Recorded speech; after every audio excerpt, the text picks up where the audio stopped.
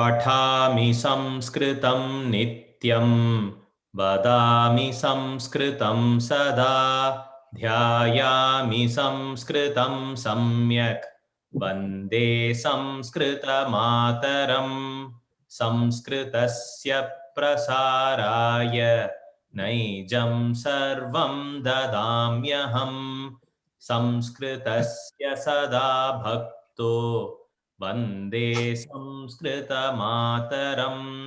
संस्कृतस्य कृते जीवन् संस्कृतस्य कृते यजन् आत्मानमाहुतं मन्ये वन्दे संस्कृतमातरम् हिन्दुधर्मं समाजं च पवित्रां संस्कृतिं तथा संरक्ष्य ननुकुर्याम विश्वं शान्ति समन्वितम्।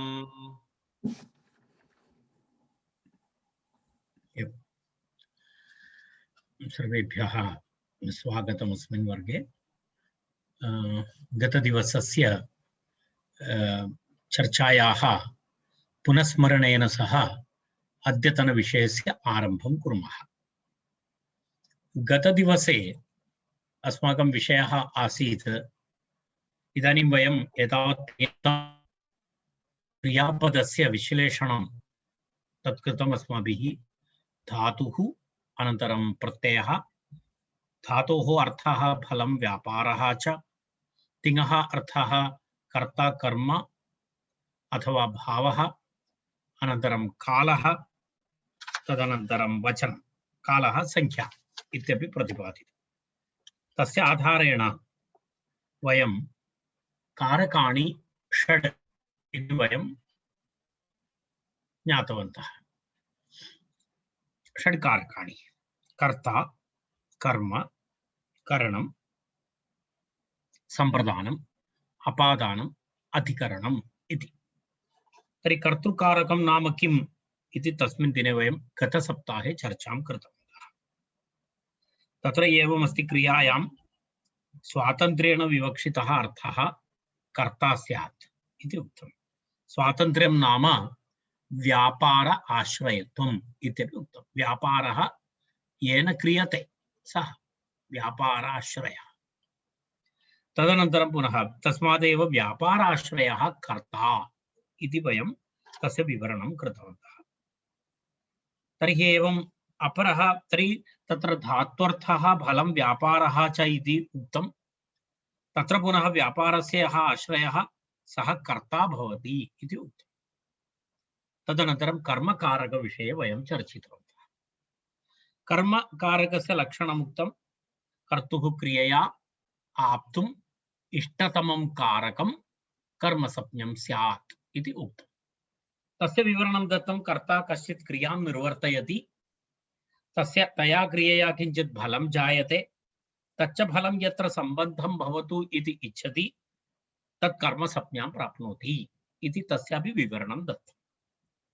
तथा च कर्ता स्वक्रियाजन्यफलेन सम्बद्धुम् इष्यमाणं कारकं कर्मसंज्ञं स्यात् इति फलितः अर्थः। एतावत्पर्यन्तं विवरणं कृतम्। तदनन्तरं वयं किञ्चित् विशिष्टं तत्र दृष्टं। तन्नाम किं भवति? एतदस्ति। अर्थात् एतावत्पर्यन्तं वयं गतसप्ताहे दृष्टवन्तः। एतत् किमस्ति? तत्र एवमस्ति, सर्वेषां धातूनाम् अर्थः फलं क्रिया इति भवति।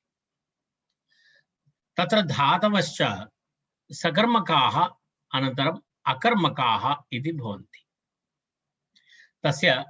तत्र सकर्मकधातुः यदा प्रयुज्यते तदा फलम् एकत्र भवति, क्रिया अन्यत्र भवति। व्यापारः फलं यत्र भवति सः कर्म, अत एव फलाश्रयः कर्म इत्युच्यते। क्रिया यत्र भवति स कर्ता, अत एव क्रियाश्रयः कर्ता इत्युच्यते इति एतावत्पर्यन्तं वयं दृष्टवन्तः। इदानीं तत्र किञ्चित् पश्यामः। एतस्यैव किञ्चित् विवरणं यदा गतदिवसे वयम् एतावत्पर्यन्तम् उक्त्वा वयं स्थगितवन्तः। कियत्पर्यन्तम् एतावत्पर्यन्तम् उक्त्वा एवं फलाश्रयः कर्म इत्युच्यते क्रिया यत्र भवति सः कर्ता इत्युक्तं तेन कारणेन अहं सकर्मक अकर्मक विषयेपि गतसप्ताहे उक्तवान् यत्र फलं भिन्नं भवति फलाश्रयः भिन्नः भवति व्यापाराश्रयः भिन्नः भवति तर्हि भिन्नम् अधिकरणं भवति तर्हि सः धातुः सकर्मक धातुः इति यत्र फलं फलाश्रयः व्यापाराश्रयः च एकमेव समानाधिकरणं भवति अधिकरणम् इत्युच्यते समानाधिकरणं भवति समानाधिकरणं व्यधिकरणम् इति द्विधा यदा व्यधिकरणम् इति भिन्नं भिन्नं भवति समानाधिकरणम् इत्युक्ते एकमेव भवति यदा नदी वहति इत्यत्र फलमपि फलाश्रयः अपि नदी अस्ति व्यापाराश्रयः अपि नदी अस्ति तेन कारणेन सः धातुः तत्र किमस्ति अकर्मक धातुः सः शेते इत्यत्र शयनक्रिया अस्ति शयनक्रियायाः व्यापारः अपि सः करोति सः व्यापाराश्रयः अपि सः एव अस्ति फलाश्रयः अपि सः एव अस्ति तेन कारणेन तत्र शेते इति अकर्मक धातुः एवम् अस्माभिः द्रष्टव्यं भवति एतदेव अस्माकं गतसप्ताहस्य अन्तिमवर्गस्य विषयः आसीत् तदनन्तरम् अग्रे गच्छामः एतस्य किञ्चित् विवरणं पश्यामः तत्र किमस्ति अत्र पश्यतु सूदः तण्डुलं पचति इति वाक्यं तत्र पच धातोः अर्थः विक्लितिरूपं फलं तदनुकूलक्रिया च विक्लितिः तण्डुले भवति विक्लितिः सूदेन भवति सूतः व्यापारं करोति सूतः पाकव्यापारं करोति परन्तु तत्र पाकः कुत्र भवति विक्लिति पाकः नाम अत्र विक्लितिः तत् तण्डुले भवति अतः तण्डुलः कर्म क्रिया सूदे अतः सूदः कर्ता इति विवरणम् अस्ति पश्यतु कथमस्ति इति विक्लितिः तण्डुले भवति फलं विक्लितिः अस्ति विक्लितिः कुत्र भवति विक्लितिः नाम मृदुविशदत्वं विक्लितिः नाम यदा वयं तण्डुलं स्थापयामः तण्डुलं स्थापयित्वा अन्नं भवति तर्हि तत्र किं भवति तण्डुलः किञ्चित् कठिनः भवति पाकानन्तरं सः मृदु भवति तदेव विक्लिति इत्युच्यते विक्लिति इत्युक्ते तस्य आशयः सः मृदुविशदत्वम् इति विक्लिति इति मृदुविशदत्वं मृदु अपि भवति तदितोपि बृहदाकारः अपि भवति तण्डुलं यदा वयम् एक ग्लास् तण्डुलं स्थापयामः एक ग्लास् ओदनं भवति इति नास्ति ओदनं तु बहु अधिकं भवति तदेव विशदत्वम् इति मृदुविशदत्वम् इत्युच्यते तर्हि विक्लिति तण्डुले अतः तण्डुलः कर्म व्यापारः सूदे क्रिया कः करोति सूदः करोति क्रिया सूदे अस्ति अतः सूदः कर्ता इति अस्ति तत्र एवमस्ति अकर्मकधातुः यदा प्रयुज्यते तदा फलं क्रिया च कर्तरि एव भवतः यदा चन्द्रः वर्धते वृद्धधातोः अर्थः वृद्धिरूपं फलं तदनुकूला क्रिया च तर्हि तत्र किं भवति वृद्धधातोः अर्थः वृद्धिरूपं फलं तर्हि एतदुभयमपि कुत्र भवति कर्तरि चन्द्रे एव वर्तते अर्थात् उभयमपि चन्द्रः अर्थात् वृद्धधातोः अर्थः वृद्धिरूपं फलं तदनुकूलक्रिया उभयमपि कुत्र भवति चन्द्रे भवति इति कृत्वा तत्र किं भवति एतदुभयमपि चन्द्रे भवति इति तत्र एतदुभयमपि कर्तरि चन्द्रे एव वर्तते इति एतावत्पर्यन्तं तस्य सकर्मक अकर्मक विषये विवरणम् अस्ति एतावत् विवरणम् अस्ति एतावदेव यदा गतदिवसे एतत् किञ्चित् अवशिष्टमासीत् वक्तुम् अग्रे तावदेव एतत् इदानीं वयम् अत्र एषः विषयः एतत् द्वितीय कर्मकारकविषयः अत्र समाप्तः तदनन्तरं वयम् अग्रे गच्छामः अग्रिमः विषयः वयं जानीमः साधकतमं करणम् इति विषयः करणम् इति तृतीयं कारकम् करणमिति कारकम्। यदा प्रथमं कर्ता अभवत्, तदनन्तरं कर्म अभवत्, इदानीं करणम् इति कारकं भवति। तत्र पश्यामः, तस्य सूत्रमस्ति साधकतमं करणम् इति सूत्रम्। तत्र नियमः अस्ति साधकतमं करणम्। 1443 सूत्रसङ्ख्या, अष्टाध्यायी। तत्र साधकतमं करणम् इति अस्ति। पश्यामः वयं तत्र सिद्धान्तकौमुद्याम्।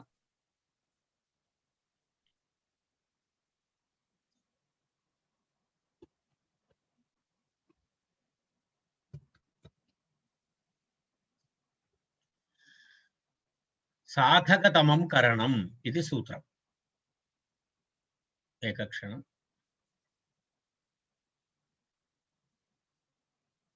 एतत् सूत्रमस्ति। साधकतमं करणम् इति प्रथमाध्यायस्य चतुर्थपादस्य तत्र सूत्रसङ्ख्या अस्ति 42 इति दृश्यते, अत्र 43 इति। तत्र एवमस्ति, साधकतमं करणम् इत्यस्य कः अर्थः भवति? संज्ञासूत्रमस्ति क्रियासिद्धौ यत् प्रकृष्ट उपकारकं भवति, क्रियासिद्धौ यत् प्रकृष्टोपकारकं विवक्षितं तद् साधकतमं कारकं कर्मसंज्ञं स्यात् इति अस्ति। तत्र एवमस्ति, क्रियासिद्धौ, क्रियायाः उत्पत्तौ, क्रियासिद्धौ इत्युक्ते क्रियोत्पत्तौ किं भवति? यत् प्रकृष्टोपकारकं, यद् अत्यन्तम् उपकारकं भवति, अत्यन्तम् उपकारकं भवति, तदेव प्रकृष्टम् उपकारकम् इति। उपकरणं प्रकृष्टम् उपकारकं विवक्षितं तत् किं भवति? साधकतमं भवति। तत् साधकतमं कारकं किमस्ति? करणसंज्ञं स्यात्। तस्य नाम अस्ति करणम् इति तस्य नाम। यदा तत्र एवं अर्थात् स्वतन्त्र व्यापार समुत्तरमेव, एतदेव अत्र अस्ति। पश्यामः वयम्, अत्र विवरणं दत्तमस्ति, पश्यतु। साधकतमं करणं क्रियासिद्धौ प्रकृष्टोपकारकं कारकं करणसंज्ञं स्यात् इति सूत्रार्थः। इत्युक्ते तस्य आशयः कः? तत्र आशयः अस्ति यत् स्वतन्त्र यत् व्यापारसमनन्तरम् एव फलोत्पादकं तत्करणम् इति फलितः अर्थः। अर्थात् तस्य यद्व्यापारानन्तरं यत् स्वव्यापारसमनन्तरमेव फलोत्पादकं भवति तत्करणम् इति। तत्र प्रसिद्धम् उदाहरणमस्ति रामेण बाणेन हतो बालिः इति एकं प्रसिद्धम् उदाहरणमस्ति। यदा वैयाकरणसिद्धान्तकौमुद्यां तदस्ति, सिद्धान्तकौमुद्यां कर्तृकर्णयोः तृतीया इति अस्ति। विभक्तिविषये अनन्तरं वयं चर्चां कुर्मः। सद्य तु केवलं कारकविषये एव अहं चर्चां कुर्वन्नस्मि। कारकसमनन्तरं पुनः विभक्तीनाम् अभ्यासः भवति, विभक्तौ कथम् इति। तर्हि साधकतमं करणम् इति अस्ति। क्रियासिद्धौ प्रकृष्टोपकारकं कारकं करणसंज्ञं स्यात् इति तस्य शास्त्रीयं विवरणं।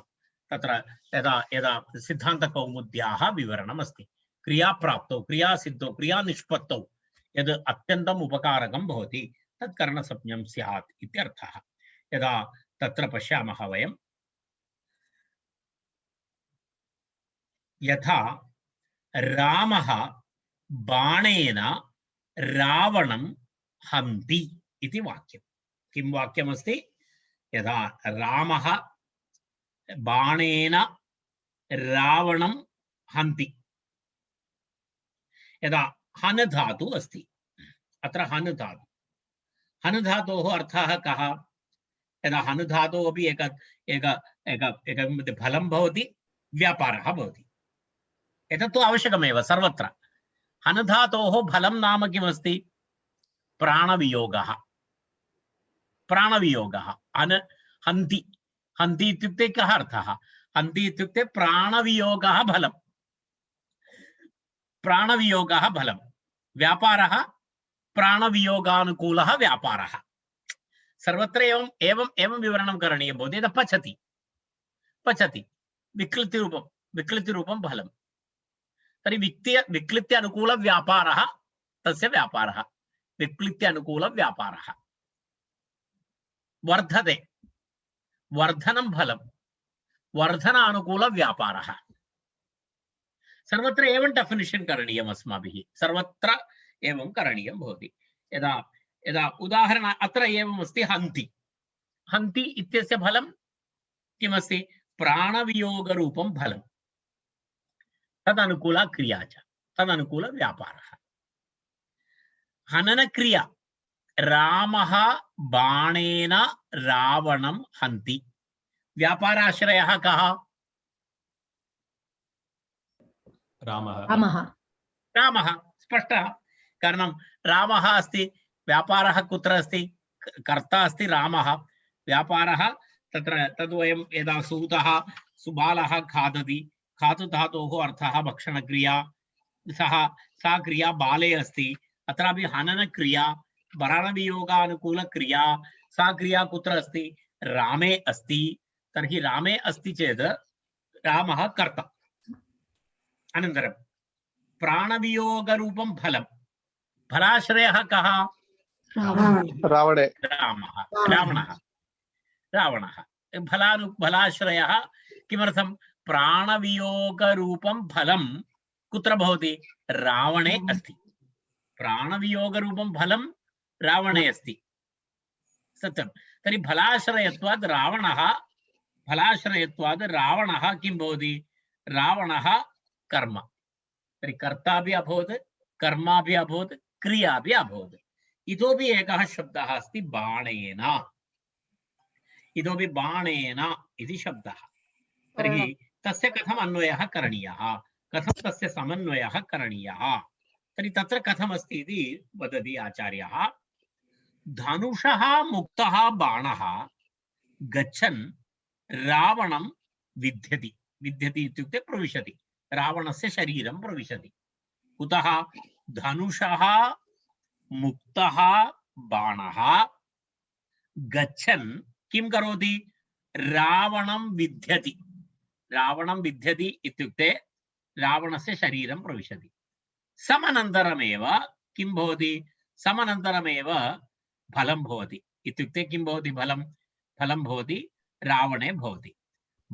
बाणस्य प्रवेश समनन्तरमेव प्राणवियोगरूपं फलम् उत्पन्नं राइट प्रक्रियां पश्यतु धनुषः मुक्तः बाणः रावणं प्रविशति प्रविश्य बाणप्रवेश समनन्तरं किं भवति तत्र प्राणवियोगः इत्युक्ते फलं रावणे भवति बाणस्य प्रवेशन व्यापार समनन्तरमेव प्राणवियोगरूपं फलम् उत्पन्नं तावत्पर्यन्तं न यदा बाणमुक्ति समयेपि प्राणवियोगः न भवति बाणमुक्ति अनन्तरं तद् गत्वा रावणस्य शरीरं प्रविशति तत्समनन्तरं किं भवति एव तत्र किं भवति तस्य फलम् उत्पन्नं भवति कीदृशं फलम् उत्पन्नं भवति प्राणवियोगरूपं फलम् उत्पन्नं भवति अतः बाणः स्वव्यापारसमनन्तरमेव किं करोति प्राणवियोगरूप फल उत्पादकः भवति फलस्य उत्पादकः अस्ति बाणस्य प्रयोगः व्यापारः तु रामस्य अस्ति परन्तु रामेण कृतस्य व्यापारस्य यद् फलं भवति तस्य फलस्य उत्पादकः अस्ति बाणः सत्यं खलु एतदेव शाब्दबोधः इत्युच्यते व्याकरणे एकवाक्यकथनेन कीदृशः भावः उत्पद्यते इति शाब्दबोधप्रकारः एषः वाक्यार्थबोधः भवति तर्हि तत्र हन्ति हननरूपं फलं प्राणवियोगरूपं फलं तदनुकूलव्यापारः तदनुकूलव्यापाराश्रयः कर्ता अत्र रामः कर्ता प्राणवियोगरूपं फलं रावणे भवति फलाश्रयः कर्म, रावणः कर्म।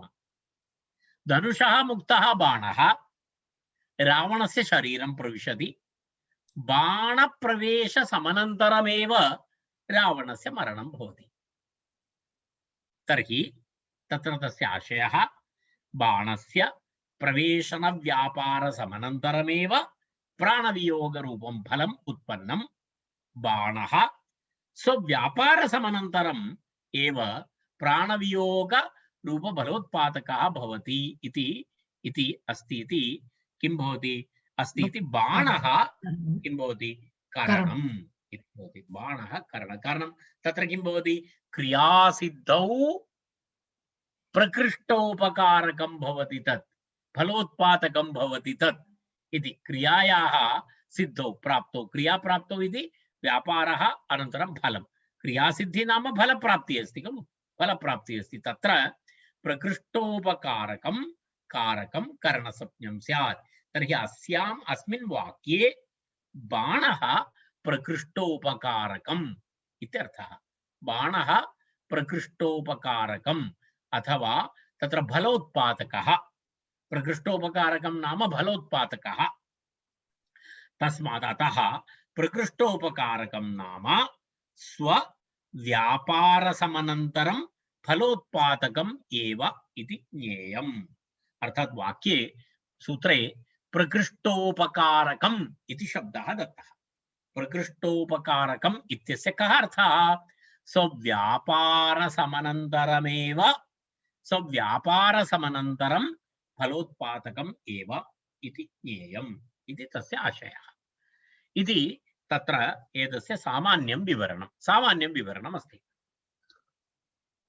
तर्हि एवम् एतादृश अन्यद्वित्रि उदाहरणानि अपि तत्र दत्तानि सन्ति। तेन वयम् एकवारं पुनः पश्यामः। यदा उदाहरणाय देवदत्तः परशुना वृक्षं छिनत्ति इति वाक्यं। क्रियापदं किमस्ति? छिनत्ति। तत्र धातुः छिद् धातु। छिनत्ति इत्युक्ते किमस्ति अर्थः? छेदनक्रिया, छेदनक्रिया, विदारणम् इत्युच्यते। विदारणं यदा एकं भवति तद् छेदनं करोति चेत् द्वयं वा त्रयं वा एवं विदारयति। विदारणरूपं फलं भिन्नं भिन्नं भवति खलु।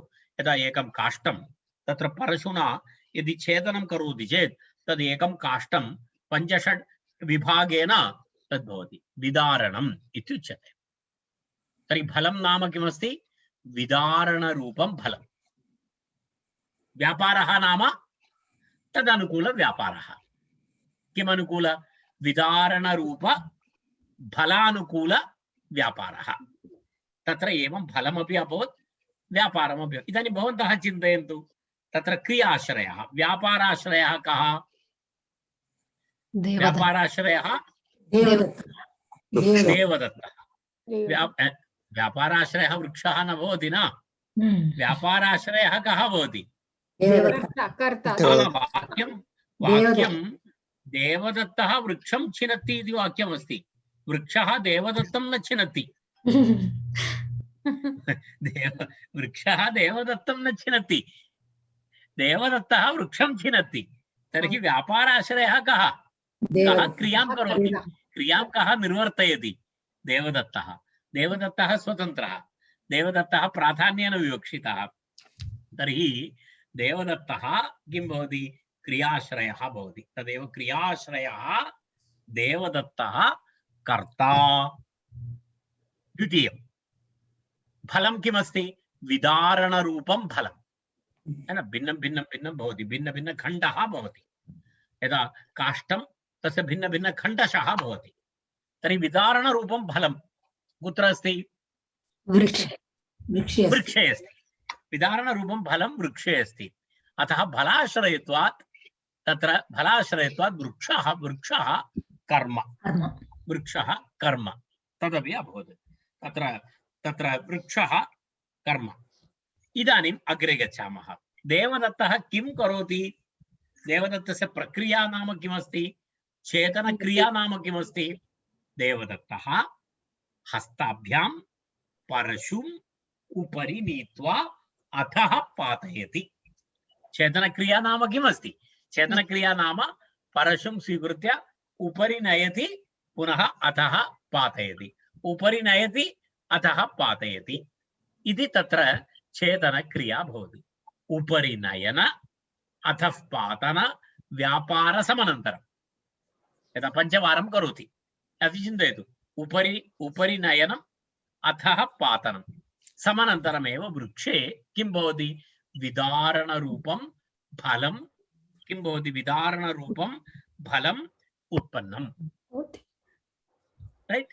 एतद् विश्लेषणमस्ति। यदा तत्र परशु अस्ति, परशु स्वीकृत्य किं करोति? अनेकशः उपरि नयन अधः पादन समनन्तरं किं भवति एव वृक्षे विदारणरूपं फलम् उत्पन्नं भवति। अतः किमस्ति?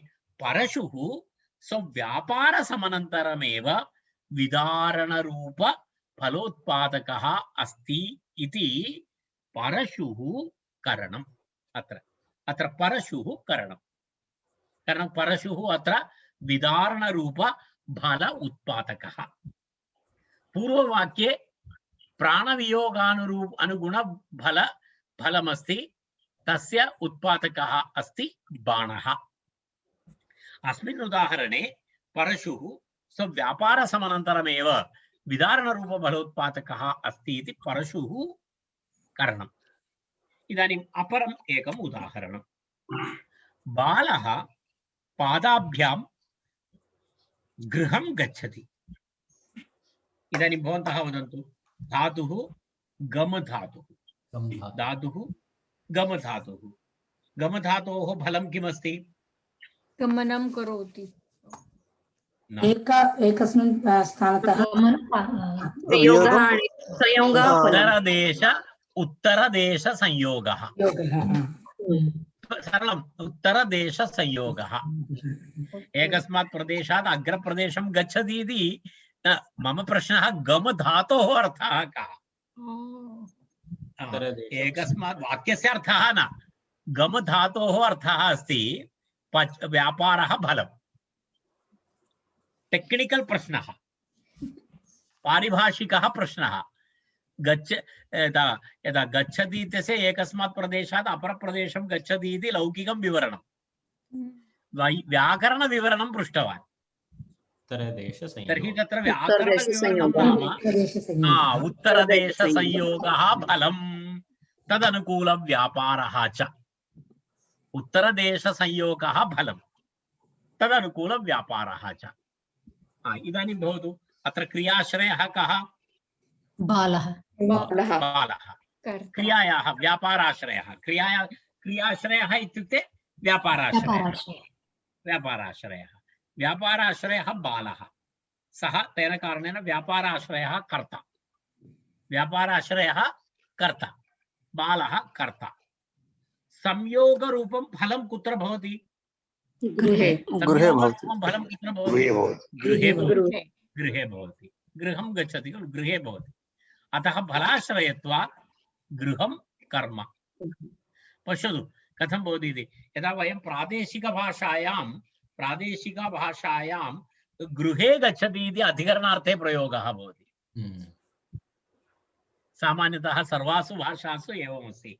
अहं न जानामि अन्यभाषा, मम परिचितभाषासु सर्वत्र अधिकरणार्थे प्रयुज्यते गम धातु। मलयाळभाषायां वीटिल् पोगुन्नु इति वदति। वीटिल् पोगुन्नु इत्युक्ते वीटिल् इत्युक्ते गृहं प्रति। सप्तमी अस्ति, तत्र सप्तमी अस्ति, अधिकरणमस्ति। यदा मराठी भाषायां घरि जातो इति वदति, अर्थात् घरि इति सप्तमी अस्ति। सामान्यतः अन्यभाषासु अपि एवमेव स्यात्, घर में जा रहा हूं इति भवति। तर्हि तत्र सर्वत्र एवमस्ति, अधिकरणे अस्ति। परन्तु संस्कृते तु गमधातोः प्रयोगे अधिकरणं यद् भवति तत्र कर्मसंज्ञा भवति। तत्र तस्मिन् विषये अनन्तरं प्रतिपादयामि। तर्हि संयोगरूपं फलं कुत्र अस्ति? गृहे अस्ति। अतः फलाश्रयत्वात् किं भवति? फलाश्रयत्वात् गृहं किं भवति? कर्म। कर्म अपि ज्ञातं, कर्ता अपि ज्ञातं। इतोपि क्रियापदमपि ज्ञातं पादाभ्यां तत्र कथं भवति गमनं नाम किं भवति गमनम् इत्यस्य विवरणमस्ति किं करोति गमनं नाम किमस्ति बालः पादौ किं करोति उद्धृय तत्र किं करोति निक्षेपति अर्थात् उपरि उन्नीय पुनः स्थापयति उन्नीय स्थापयति तदेव गमनं भवति अनेकशः उद्धरण निक्षेपण व्यापार समनन्तरमेव गृहे संयोगः उत्पन्नः भवति बहुवारं किं करोति पादः उन्नयति उद्धरति निक्षिपति एवं तर्हि तत्र उद्धरण निक्षेपणानन्तरं किं भवति व्यापार समनन्तरमेव गृहे संयोगः उत्पन्नः भवति अतः पादौ व्यापार समनन्तरमेव संयोगरूप फलोत्पादकौ स्तः इति पादौ अत्र करणम् इति अर्थः पादौ अत्र करणम् एवम् अन्येषां शब्दानामपि तत्र अस्माभिः द्रष्टव्यम् इत्यर्थः तर्हि एवमस्ति तस्य विवरणं तर्हि यदा यदा यदा रामः लेखन्या लिखति इति वा एवं बहवः शब्द एवं यदा यत्र यत्र क्रियापदं भवति तत्र तत्र तत्र तत्र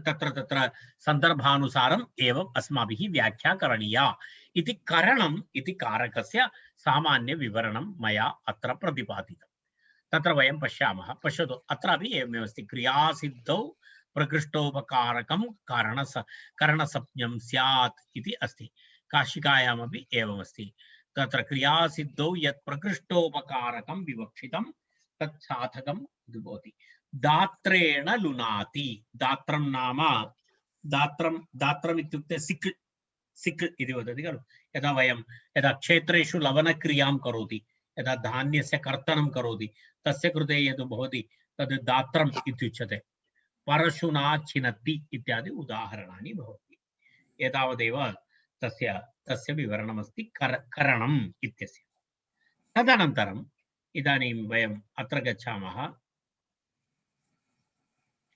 अग्रे गच्छामः अग्रिमं कारकम् अस्ति सम्प्रदानम् इति अग्रिमं कारकं सम्प्रदानम् इति कारकं तत्र एवमस्ति तस्य कृते नियमः अस्ति कर्मणा यम् अभिप्रेति स सम्प्रदानम् इति कर्मणा यम् अभिप्रेति स सम्प्रदानम् इति तस्य सूत्रं भवति कर्मणा यम् अभिप्रेति 1432 अत्र कुत्रचित् एवं किञ्चित् मुद्रणे दोषः दृश्यते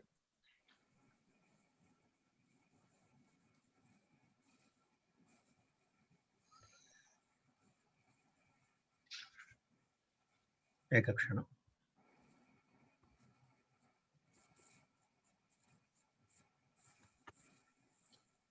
एतत् सूत्रमस्ति कर्मणा यमभिप्रैति स सम्प्रदानम् इति सूत्रम् कर्मणा यमभिप्रैति स सम्प्रदानम् कर्मणा यमभिप्रैति स सम्प्रदानम् इति अस्ति सम्प्रदानम् इति कारकम् तत्र एवमस्ति संज्ञासूत्रमस्ति कारकं विधानं करोति सम्प्रदानसंज्ञा इति अस्ति तत्र पश्यतु अत्र सामान्य विवरणम् अस्ति एतद् विवरणं वयम् अनन्तरं पश्यामः तत्र कर्मणा एतस्मादेव पश्यामः वयम् एतस्मात् पश्यामः अनन्तरं वयम् अत्र आगच्छामः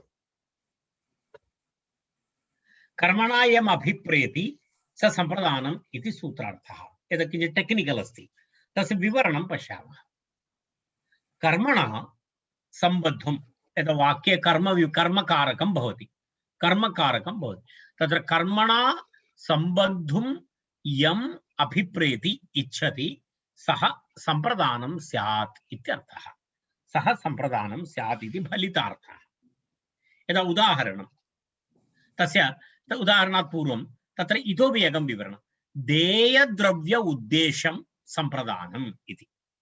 यदा वयं कस्मै किमपि दत्मः तर्हि एकं देयद्रव्यं भवति। देयद्रव्यं यस्मै ददाति सः तस्य उद्देशः, तदेव देयद्रव्य उद्देश्यम् इति उच्यते।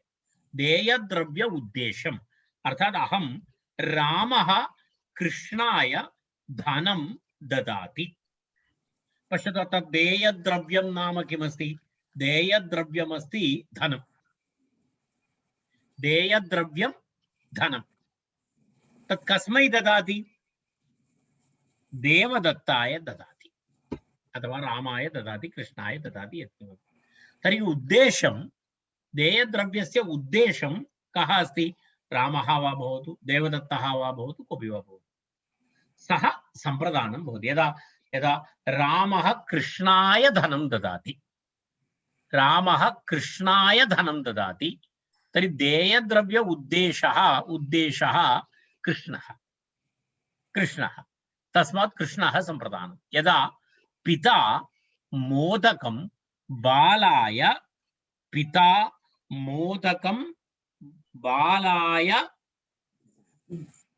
ददाति इति एकं वाक्यं पश्यामः। पिता मोदकं बालाय किं करोति? ददाति इत्यर्थः इति वाक्यम्। इदानीं प्रथमम् अस्माभिः किं द्रष्टव्यं भवति? अत्र धातुः कः? ददाति इत्यत्र कः धातुः? दा धातु। दा धातोः फलं किमस्ति? हस्तादौ स्थापनरूपं फलम्। तदेव दा धातु। एकस्मात् एतत् स्वीकृत्य अपरस्मिन् पार्श्वे ददाति, तदेव ददाति इत्यस्य आशयः सः न। तत्र ददाति इत्यस्य इतोपि शास्त्रीयं विवरणं भिन्नमस्ति। तत्र यत्किमपि अहम् अन्यस्मै ददामि इत्युक्ते तस्य आशयः कः? पूर्वं तद् मम आसीत्, ददाति इत्युक्ते तद् अन्यस्य भवति। तर्हि पूर्वं स्वस्वत्वम् आसीत् तत्र, तदनन्तरं पुनः किं भवति? यदि दानानन्तरं तस्य परस्वत्वं भवति। पूर्वं मम, दानानन्तरं तद् अन्यस्य। तर्हि तस्य विवरणं केवलं कौतुकार्थं वदामि। स्वस्वत्व निवृत्ति पूर्वक दानकाले किं भवति? मम स्वत्वं नष्टं भवति, पुनः किं भवति? परस्वत्व उत्पत्ति भवति। अहं श्रीरामाय पुस्तकं दत्तवान्। पूर्वं तस्य पुस्तकस्य स्वत्वं कस्य आसीत्? स्वामी कः आसीत्? अहम् आसम्। दान उत्तरं तस्य स्वामी कः अभवत्? श्रीरामः अभवत्। तर्हि इदानीं तत्र विषयद्वयं जातं। किं जातं? मम स्वत्वनिवृत्ति अभवत्, श्रीरामस्य स्वत्वस्य उत्पत्ति अभवत्। रैट्? तर्हि स्वस्वत्वनिवृत्तिपूर्वक परस्वत्व उत्पत्ति अनुकूलः व्यापारः दाधातोः अर्थः। दाधातोः सः अर्थः भवति। अर्थात् तत्र स्वस्वत्वनिवृत्ति परस्वत्व उत्पत्ति लाजिक् अस्ति। लाजिक् अस्ति। तदा धातोः तद् किञ्चित् पार्श्वे स्थापयामः। केवलं यदा कारकविषये यदा सर्वं चर्चाविषयः भवति, तेन कारणेन कारकमिति सर्वदा किञ्चित् कठिनं भवति। तद् बहु सरलविषयः नास्ति, किञ्चित् ईषद् मात्रं भवति। यदा वयं रोगकाले यदा गुलिकाः खादन्ति, सूच्यौषधं स्वीकुर्वन्ति, तेन रोगपीडा निर्गता भवति। एवमेव कारकं व्याकरणपीडा एतेन औषधेन निर्गता भवति। तर्हि एवमस्ति। पश्यतु अत्र हस्तादौ स्थापनरूपं फलं तदनुकूलक्रिया च इति तस्य भवति। हस्तादौ स्थापनरूपं फलं तदनुकूलक्रिया च धातोः अर्थः। अत्र पश्यामः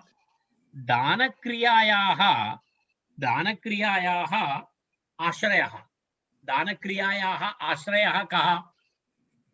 वाक्यमेकवारं पश्यतु। पिता पिता बालाय मोदकं ददाति ददाति। पिता बालाय मोदकं ददाति। दानक्रिया अथवा व्यापारः तस्य आश्रयः कः? पिता पिता। पिता स्पष्टं? पिता। तर्हि पिता अस्मिन् वाक्ये कर्ता कर्ता। तावत् स्पष्टम् अभवत्। तदनन्तरं द्वितीयं भवति स्थापनरूपं फलम्। अर्थात् एतस्मात् स्वीकृत्य अत्र स्थापनरूपं फलं कुत्र जायते? बालाय बालाय बालाय न मोदकं फलं स्थापनरूपं रिजल्ट् न। बालकः खादति तथा न द्रष्टव्यं। लौकिकार्थः न। फलम् इत्युक्ते तद् रिजल्ट् इति तन्नास्ति। फलमिति रिजल्ट् नास्ति। फलं किमस्ति? बालः खादति आनन्दितः भवति इति फलं। तद्फलं लौकिकं फलं। ततः अत्रत्य विषयः नास्ति। अन्यथा भवन्तः तथा विवरणं न करणीयम्। अरे फलं किमस्ति? फलं किमस्ति? फलं कुत्र अस्ति? बाले अस्ति। किमर्थं? बालकः खादति। बालः खादति तस्य फलं तथा नास्ति। इदानीं मम हस्ते एकं मौस् अस्ति। तद् एतस्मात् स्वीकृत्य अहम् अत्र स्थापितवान्। तर्हि स्थापनरूपं फलं कुत्र भवति? एतत् मौस् उपरि एव भवति। तद्वत् यदा अत्र दानं ददाति इति स्थापनरूपं फलमस्ति। दानक्रियायाः आश्रयः पिता। स्थापनरूपं फलं कुत्र अस्ति? मोदके अस्ति। अतः मोदकः कर्म। ज्ञातं?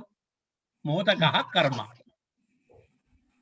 कर्मणायमभिप्रैति कर्मभूतेन तेन मोदकेन किं भवति?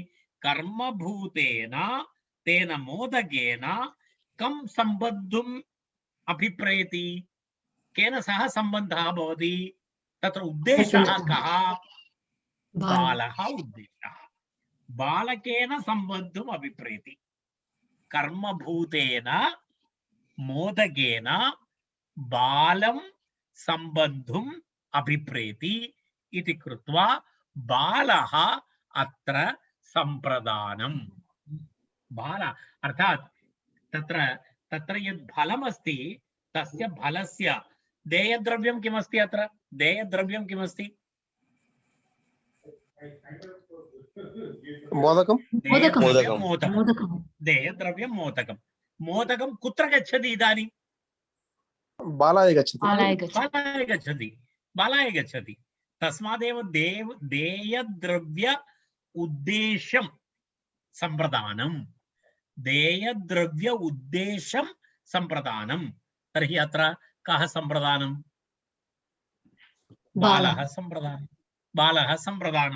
बालः सम्प्रदानम् इत्युक्ते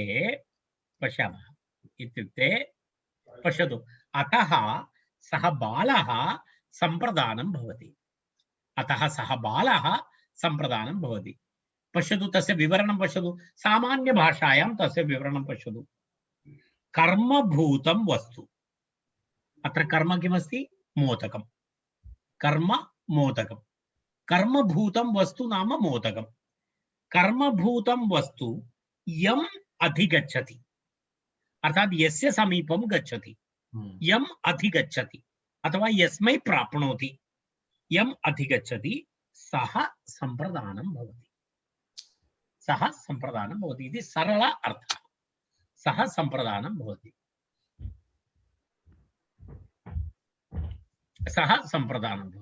अभिप्रेति इत्यपि अस्ति, अभिप्रैति इत्यपि अस्ति। उभयतापि प्रयोगः अस्ति।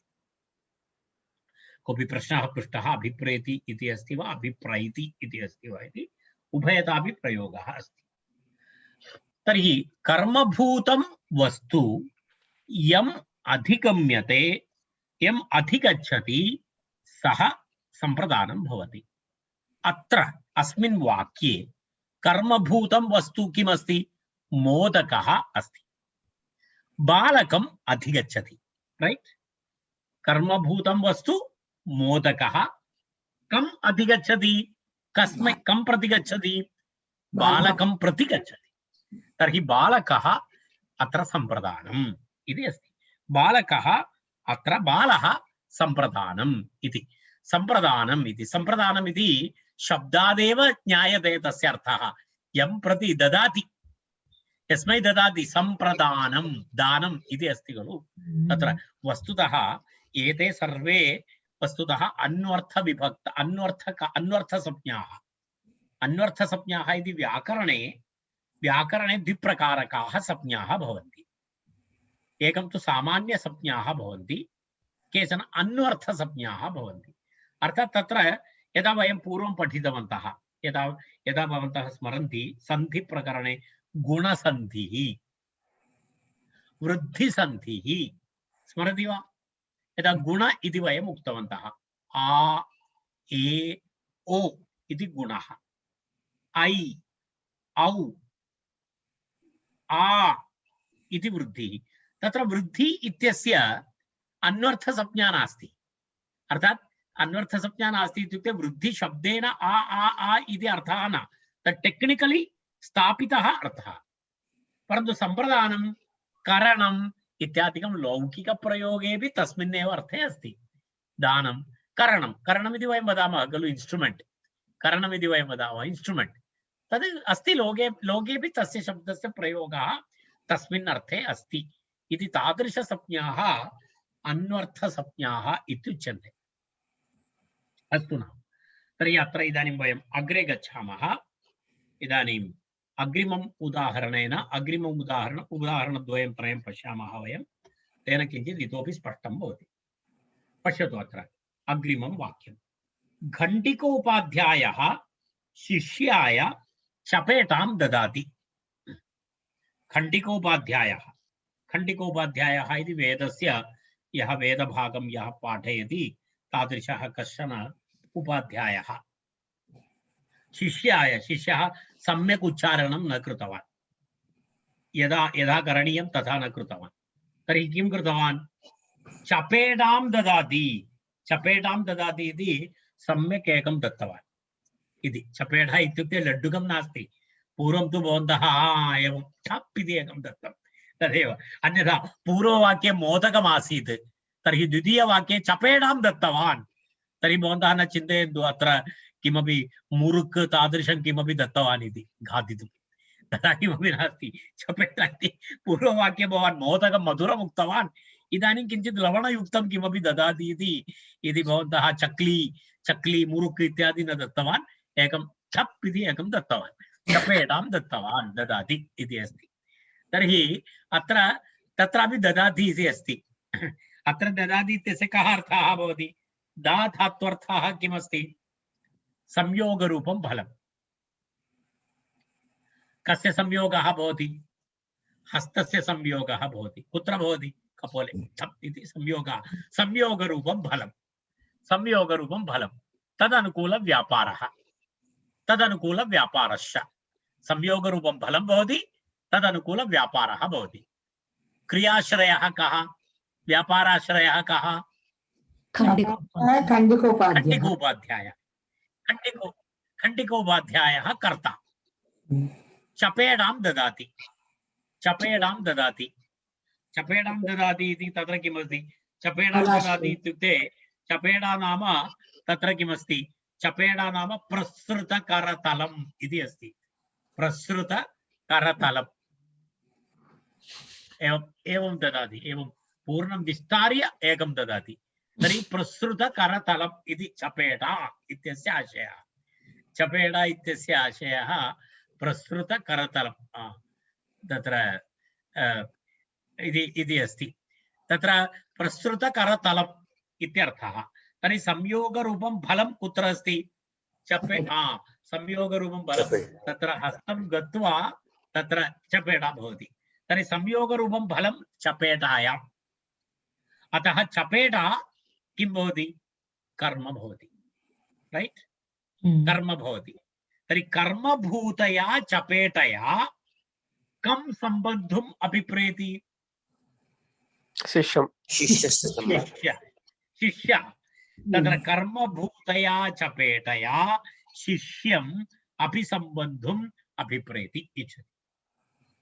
अतः शिष्यः अत्र किं भवति?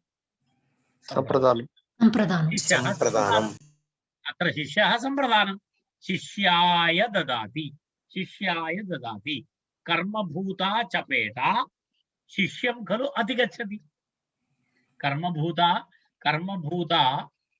चपेटा अत्र कम् अधिगच्छति? शिष्यं प्रति अधिगच्छति। अग्रिमम् उदाहरणं। चैत्रः रजकाय वस्त्रं ददाति। एतस्मिन् वाक्ये कुत्रचित् सर्वैः न अङ्गीक्रियते एतद् वाक्यं। कारणं तद् अनन्तरं वदामि एतद् विवरणं कृत्वा। चैत्रः रजकाय वस्त्रं ददाति। धात्वर्थः नाम किमस्ति अत्र? अधीनीकरणम्। अर्थात् मम कस्टडी मध्ये आसीत् पूर्वम्, इदानीं तद् रजकस्य कस्टडी मध्ये भवति किञ्चित् कालं। तदनन्तरं सः प्रक्षालनादिकं कृत्वा प्रत्यर्पयति।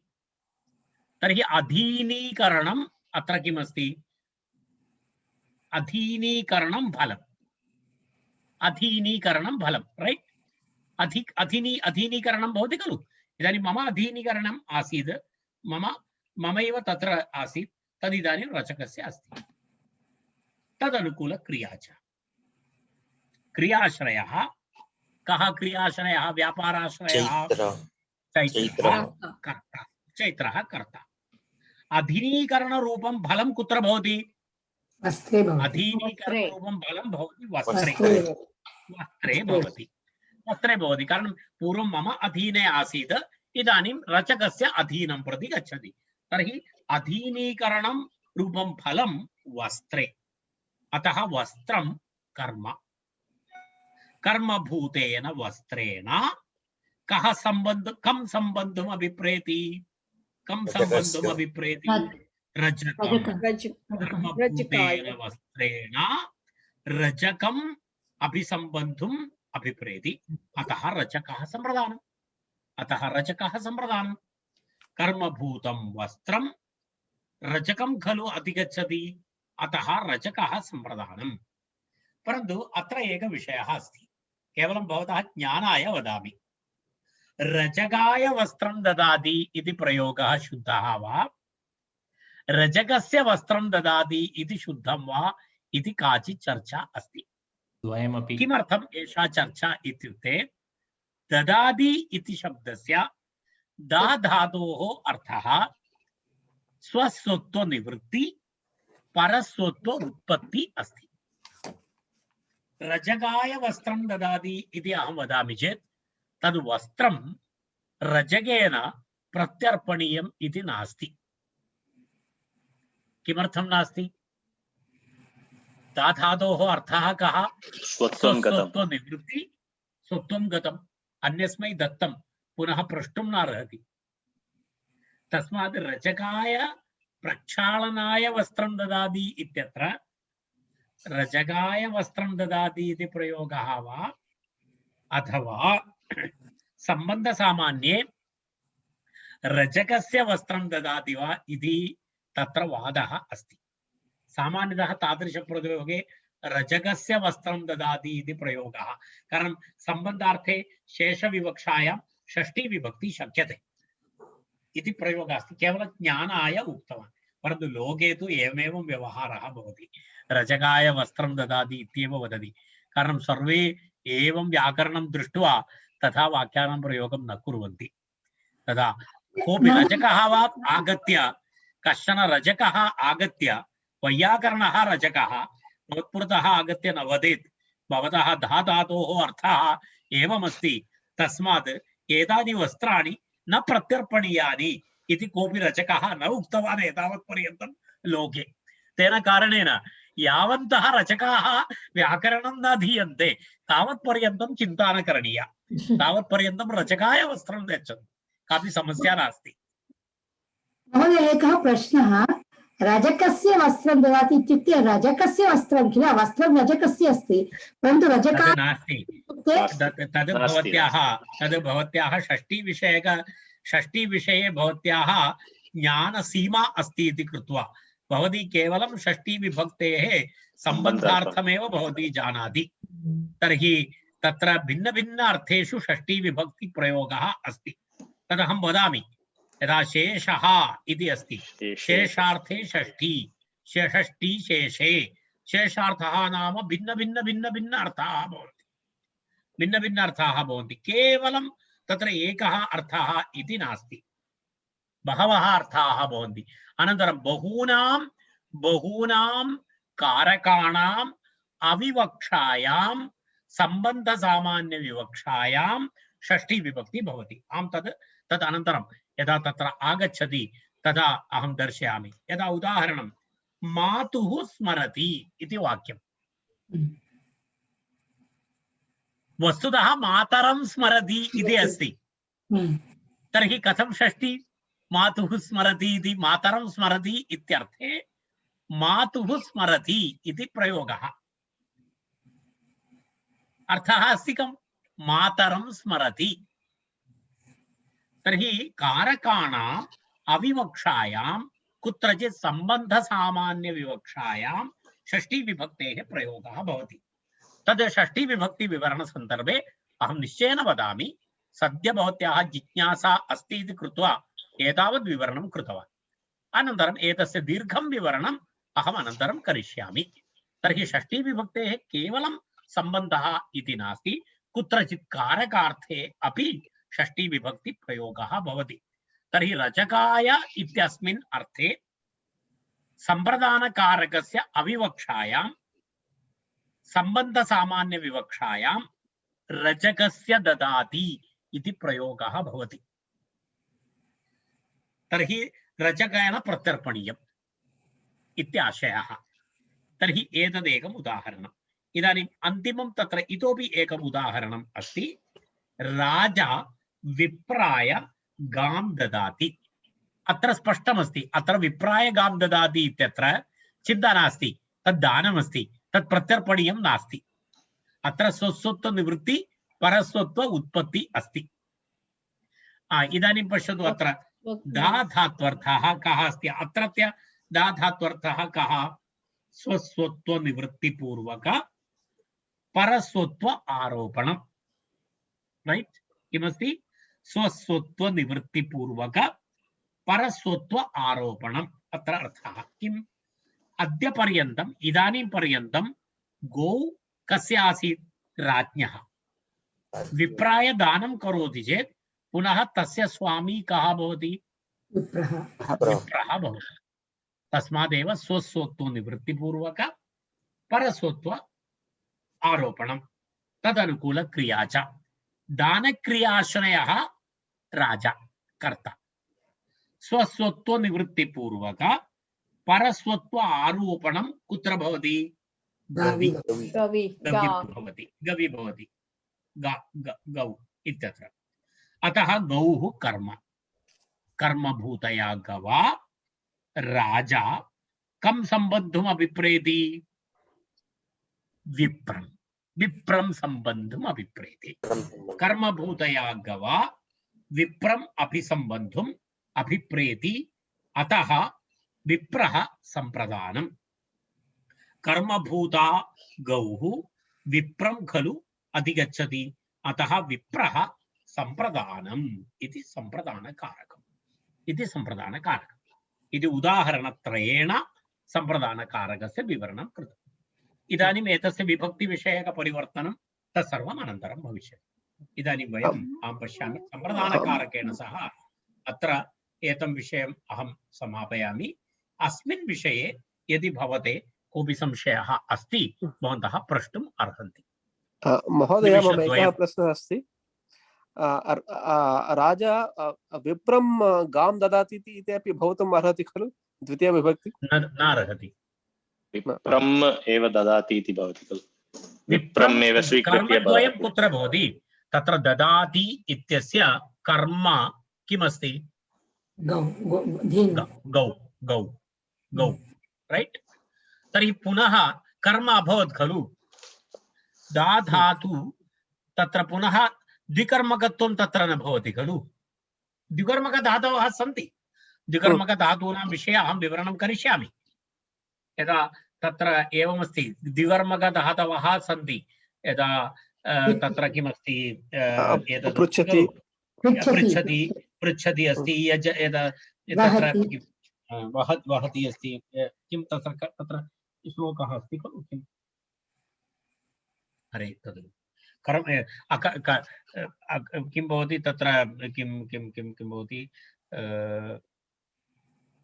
इदानीम् अग्रे वयं पठामः तद् किं तत्र श्लोकः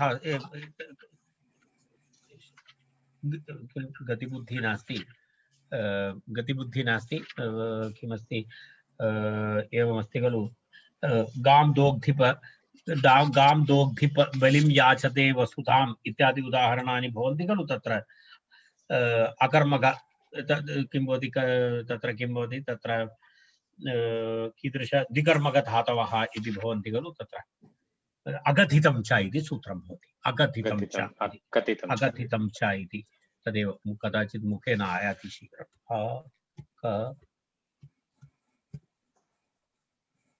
तद् भिन्नमस्ति अत्र नास्ति तत् अगथितं च इति पश्यतु एतद् भिन्नं तत्र भिन्नम् अस्ति तत्र एवमस्ति दुहि आजिरुति प्रचिच्छिब्रु चासजि मतमुषां कर्मयुक् स्यात् अगथितं तदा स्यान्नैहृदृष्वहाविति तत्र एतदस्ति तद् वदामि अनन्तरम् इदानीम् अस्माकं चर्चाविषयः नास्ति अस्तु अगथितं च इति तेन कारणेन अत्र न भवति विप्रं गां ददाति इति न भवति धन्यवादः महोदय अस्तु महोदय एकः प्रश्नः अस्ति इदानीमेव वयम् उक्तवन्तः वहति इति सकर्मकधातुः द्विकर्मकधातुः इति वदामः परन्तु नदी वहति इति प्रयोगे तत्र तु अकर्मकधातुः अस्ति किल अस्तु तदेव अहम् एतं विषयं भवती गतवर्गे आसीत् वा इति अहं न जानामि गतवर्गे अहम् उक्तवान् केचन धातवः एवमपि भवन्ति सन्दर्भानुसारं तत्र तस्य सकर्मकत्वम् अपि भवति अकर्मकत्वं द्विकर्मकधातवः तत्र तद्भिन्नं यदा मम द्विकर्मकत्वं भिन्नमस्ति एतद् भिन्नं तत् भिन्नं सकर्मक कुत्रचित् सकर्मक अनन्तरम् अकर्मक भवति तद् भिन्नं द्विकर्मकधातु इति मया उक्तं तद् भिन्नम् अर्थात् एकस्मिन्नेव यदा उदाहरणाय यदा यदा गां दोग्धिपयः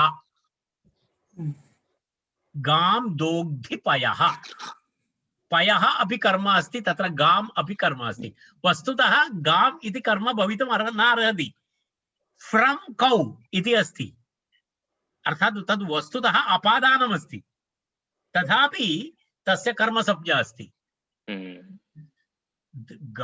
गोः दुग्धं निष्कासयति खलु तर्हि यस्मात् निष्कासयति तद् अपादानमस्ति परन्तु तथा नास्ति तत्र तद्विषये अहं वदामि अग्रे एतस्मिन् पुस्तके एतद् बहु दीर्घकालवर्गः भवति एतदस्ति तत्र अहं विवरणं करिष्यामि तद्विवरणम् अस्तु मम एक महोदयः केशवन् पोटि महोदयः माम् एकं प्रश्नं पृष्टवान् आसीत् तस्य किञ्चित् एकनिमेषेण उत्तरम् उक्त्वा अहं मम वर्गम् अत्र इदानीं समापयामि एकक्षणं महोदयः पृष्टवान् तद् विषयः किञ्चित् न दुःख्याचुपच्यति इति एषः तत्र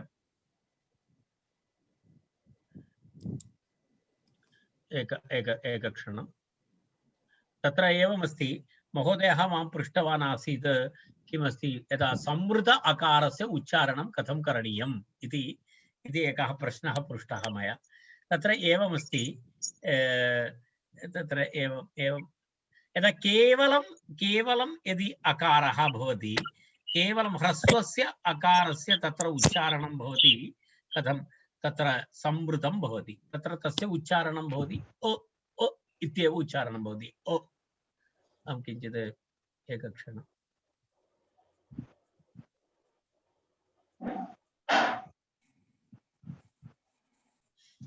एतद् किञ्चित् यदा एकवारं लिखित्वा दर्शयामि इति चिन्तितवान् तदर्थमेव पश्यन् अस्मि एकक्षणं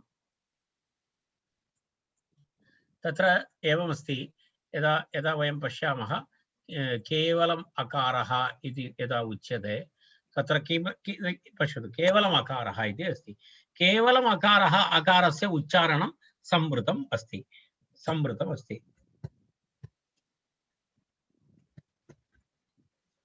संवृत उच्चारणम् अस्ति। पश्यतु तत्र कथम् उच्चारणं भवति इत्युक्ते तस्य उच्चारणं केवलं ओ ओ ओ ओ इति भवति। ओ ओ इति भवति। यदा वयं दाक्षिणात्याः तथा न कुर्मः, तत्र दाक्षिणात्याः आ इति उच्चारणं कुर्वन्ति।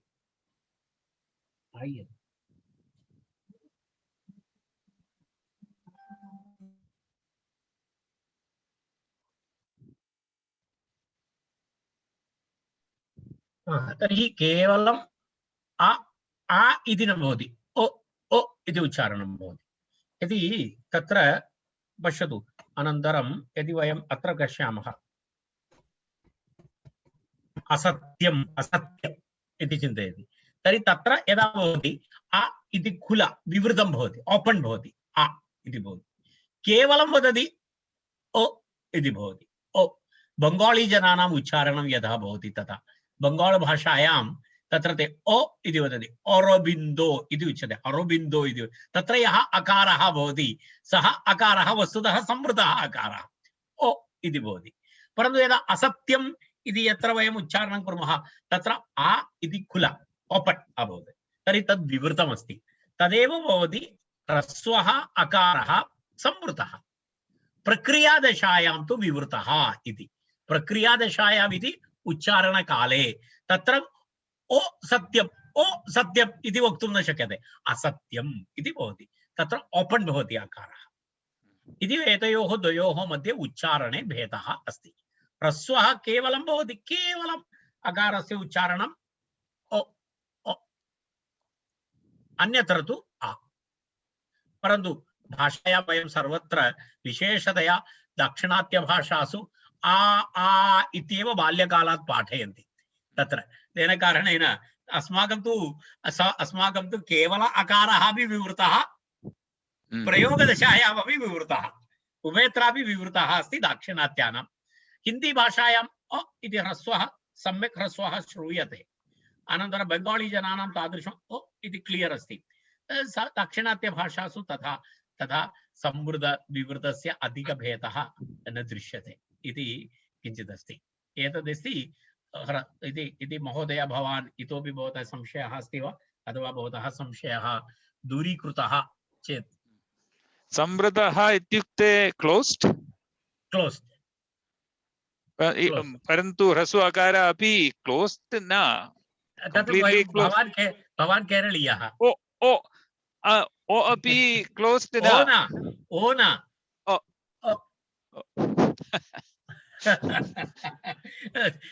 तदेव अहं पुनः वदामि। दक्षिणे तु तथा नास्ति। दक्षिणे तु आ इति वयं बाल्यकाले कथं पठामः, आ आ इ ई उ उ इति वयं पठामः। तर्हि अस्माकं संवृत अभ्यासः एव नास्ति। अस्माकं माइंड सेट अस्ति, साइकोलॉजिकली माइंड सेट अस्ति आ इति। वस्तुतः आ इति कुत्र भवति? असत्यम् इत्यत्र आ, अन्यत्र ओ। पर्याप्तम्। धन्यवादः। धन्यवादः। अस्तु, धन्यवादः। अहं मङ्गलश्लोकं वदामि। सर्वे भवन्तु सुखिनः, सर्वे सन्तु निरामयाः, सर्वे भद्राणि पश्यन्तु, मा कश्चित् दुःखभाग् भवेत्। ओम शांति शांति शांति।